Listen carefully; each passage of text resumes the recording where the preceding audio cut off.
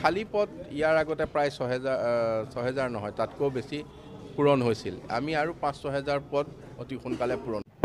নমস্কাৰ বন্ধুসকল, welcome to my YouTube channel Assamese government job. স্বাস্থ্যমন্ত্ৰী মহোদয়ে কেইবাটা গুৰুত্বপূৰ্ণ ঘোষণা কৰি দিছে। নতুনকৈ আপোনালোকৰ কি চাকৰি হ'ব, লগতে আগন্তুক যি আপোনালোকৰ যি আগন্তুক জব মেলা অনুষ্ঠিত হ'বলৈ গৈ আছে, প্ৰায় ১০,০০০ চাকৰি আপোনালোকৰ আহিব বুলি স্বাস্থ্যমন্ত্ৰী মহোদয়ে ঘোষণা কৰিছে। ঠিকাতে নিযুক্তি পাব আকৌ নতুনকৈ ১,০০০ যুৱক যুৱতী। আপোনালোকৰ খানাপাৰাৰ ২২ ডিচেম্বৰত সহস্ৰাধিকে পাব চাকৰি। কেনেকৈ পাব চাকৰিসমূহ, লগতে কি কৰিব লাগিব, সকলোখিনি কথা মই আপোনালোকক জনাই দিম। শীঘ্ৰে ৰাজ্য চৰকাৰ স্বাস্থ্য বিভাগত আপোনালোকৰ নতুন নিযুক্তি হ'বলৈ গৈ আছে আৰু কি হ'বলৈ গৈ আছে মই সকলোখিনি কথা আপোনালোকক দেখাই দিম, লগতে বাক্যটো আপোনালোকক শুনাই দিম। যদি ভিডিঅ' ভাল পাইছে লাইক কৰিব, লগতে চেনেলটো ছাবস্ক্ৰাইব কৰি দিব, এনেকুৱা ভিডিঅ'সমূহ পাই থাকিব।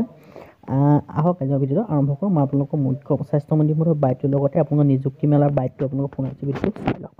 গ্ৰহণ কৰিব আৰু আমি ৰাজ্যখনৰ যিসকল নিবনুৱা যুৱক যুৱতী আছে তেওঁলোকক আমি আহ্বান জনাইছোঁ, সকলো ২২ তাৰিখে আহক। এই মেলাখনৰ জৰিয়তেদি আমি অসমৰ যিবোৰ নিবনুৱা সমস্যা, এই নিবনুৱা সমস্যা কিছু হ'লেও সমাধান কৰিবলৈ আমি চেষ্টা কৰিছোঁ। গাঁৱত MBA পঢ়া ল'ৰা এটা, গাঁৱত ডিগ্ৰী পাছ কৰা ল'ৰা এটা, গাঁৱত 8 পাছ কৰা, মেট্ৰিক পাছ কৰা ল'ৰা এটাই গুৱাহাটীত আহি চাকৰি বিচাৰিলে চাকৰি নাপায়। গতিকে আমি এটা মাধ্যম, আজি আমাৰ গোটেই কাৰ্যনিৰ্বাহক সভাখন ইয়াত হৈছে।